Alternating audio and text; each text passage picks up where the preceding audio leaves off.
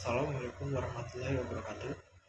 Perkenalkan, nama saya Tegar Prabowo. Saya dari Universitas Pancasakti Bekasi, jurusan Manajemen.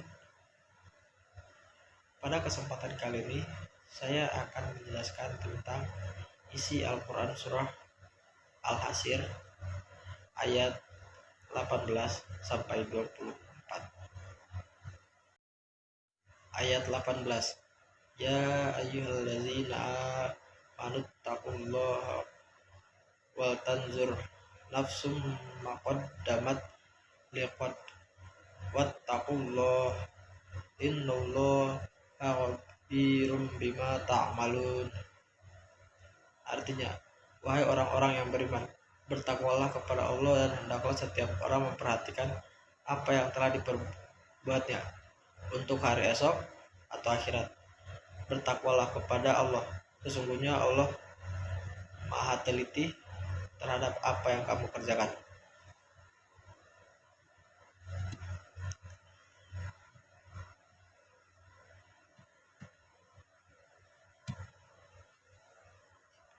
Ayat ini mengingatkan umat Islam agar tidak menyerupai orang-orang yang keluar dari kampung halaman mereka dengan rasa sombong, menyombongkan diri kepada manusia dan menghalangi orang lain dari jalan Allah. Ini bisa diartikan sebagai larangan untuk tidak berlaku sombong, merasa lebih tinggi dari orang lain, atau menghambat orang lain dalam menjalankan agama atau berbuat kebaikan. Allah menegaskan bahwa Dia mengetahui segala yang dikerjakan manusia. Oleh karena itu, ayat ini memberikan peringatan agar umat Islam menjaga sikap dan perbuatan mereka agar tidak memperlihatkan kesombongan, ria, atau perbuatan untuk pamer kepada manusia, atau menghalangi orang lain dari jalan yang benar yang diperintahkan oleh Allah. Intinya, ayat ini menyeru untuk menjauhi sikap sombong, pamer, dan menghalangi orang lain dari kebaikan, serta mengingatkan bahwa Allah Maha mengetahui segala yang kita lakukan. Wala taku nukal ladin asullah afaan sahum anfusahum ulaika humul fasikun. Artinya, janganlah kamu seperti orang-orang yang melupakan Allah sehingga Dia menjadikan mereka lupa kepada diri mereka sendiri. Mereka itulah orang-orang fasik. Ayat ini menggambarkan kondisi orang-orang yang telah ditimpa oleh kemelaratan, kesulitan, atau bencana dalam hidup mereka. Mereka mengalami cobaan yang berat dan menghadapi kesulitan yang menyebabkan mereka merasa tergoncang secara emosional atau spiritual. Reaksi yang muncul dari kesulitan ini adalah pertanyaan, apakah janji Allah tidak benar? Ini menunjukkan keraguan atau kebingungan dari orang-orang yang sedang mengalami kesulitan tersebut terhadap janji-janji Allah. Mereka merasa seperti janji-janji yang dipegangnya belum terwujud atau tidak terbukti. Ayat ini mengingatkan bahwa dalam situasi kesulitan, manusia seringkali mengalami keraguan terhadap janji-janji Allah. Namun, hal ini juga merupakan panggilan untuk tetap bersabar, memperkuat iman, dan percaya bahwa janji-janji Allah adalah benar dan pasti akan terwujud pada waktu yang tepat. Ayat 20. La yastawi ashabun nari wa ashabul jannah. Ashabul jannati humul faizun. Artinya, tidak sama para penghuni neraka dengan para penghuni surga. Penghuni-penghuni surga itulah orang-orang yang memperoleh kemenangan. Ayat ini menyebutkan bahwa kehormatan, keagungan, atau kebesaran hanya layak bagi Allah, Rasul-Nya, dan orang-orang yang beriman.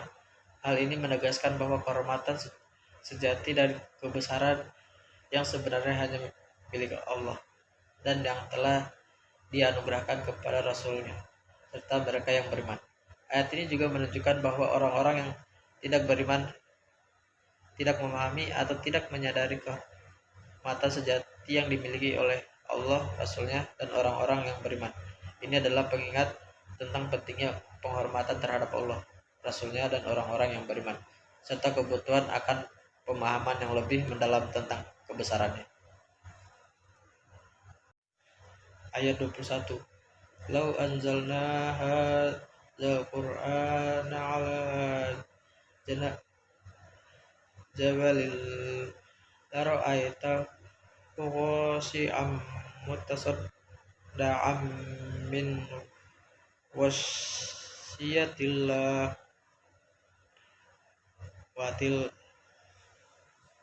watil kal amsalun nadribuha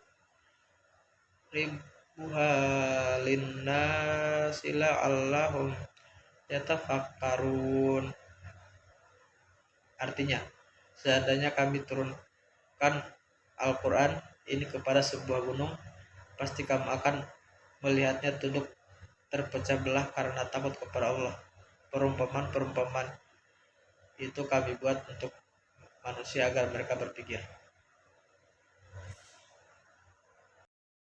Ayat ini menggambarkan sebuah perumpamaan di mana Allah menyatakan bahwa jika Al-Quran diturunkan kepada sebuah gunung tersebut akan tunduk bahkan hancur berkeping-keping karena rasa takut kepada Allah.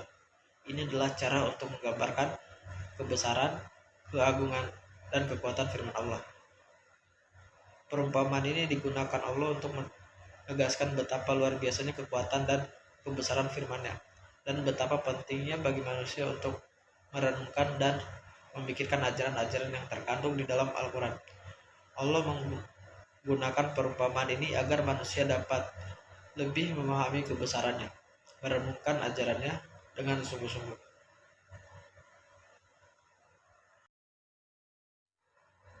Wallahul ladzi la ilaha illahu alimul ghaibi wasyahadati warrahmanur rahim.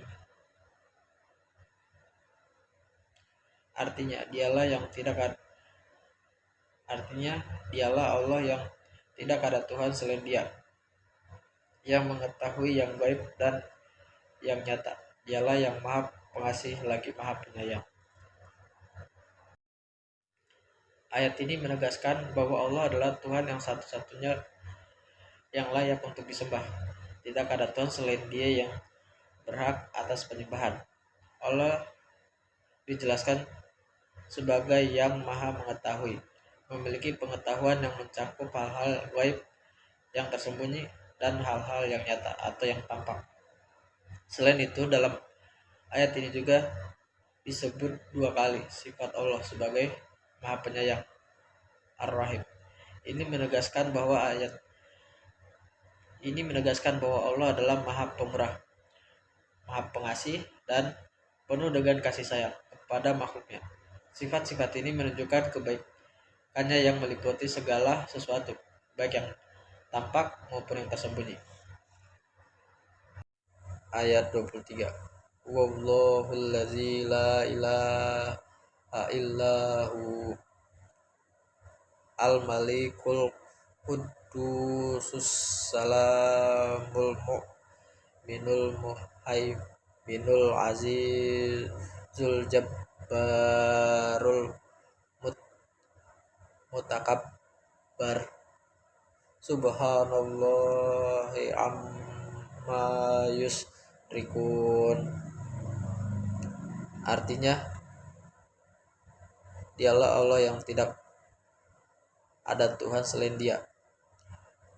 Dia adalah Maharaja, yang Maha Suci, yang Maha Damai, yang Maha mengaruniakan keamanan, Maha mengawasi, yang Maha Perkasa, yang Maha Kuasa, yang memiliki segala keagungan.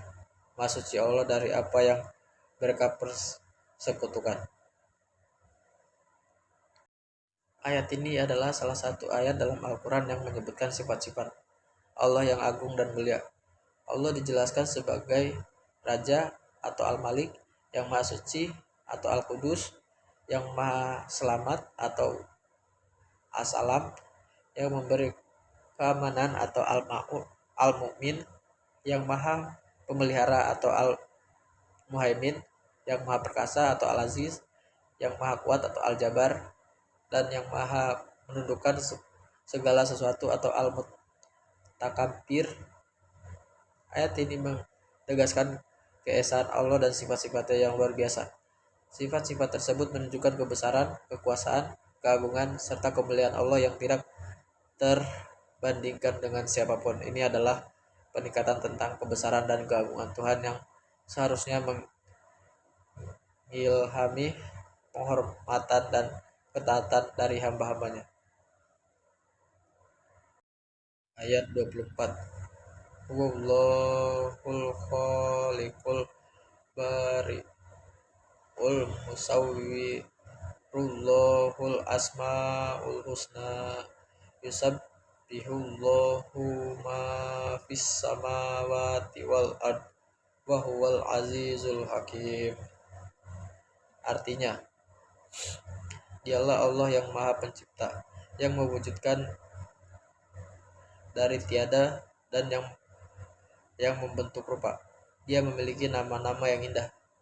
Apa yang di langit dan di bumi senantiasa bertasbih kepadanya. Dialah yang maha perkasa lagi maha bijaksana. Ayat ini menyampaikan tentang keesaan dan keagungan Allah sebagai pencipta segala sesuatu. Allah dijelaskan sebagai pencipta atau al-khaliq yang membuat dan menentukan segala sesuatu, atau al-bari musawwir yang memiliki nama-nama yang terbaik dan paling indah, atau asmaul husna.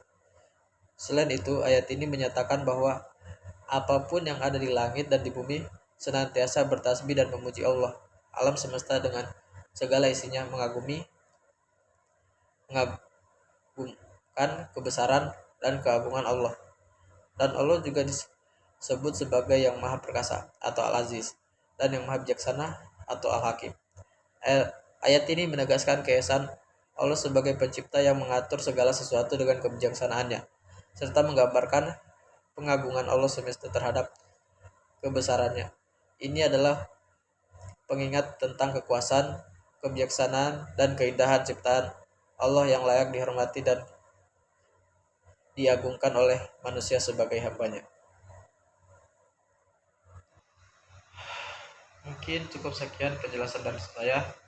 Lebih dan kurangnya mohon dimaafkan. Saya akhiri dengan ucapan wabillahi taufiq wal hidayah. Wassalamualaikum warahmatullahi wabarakatuh.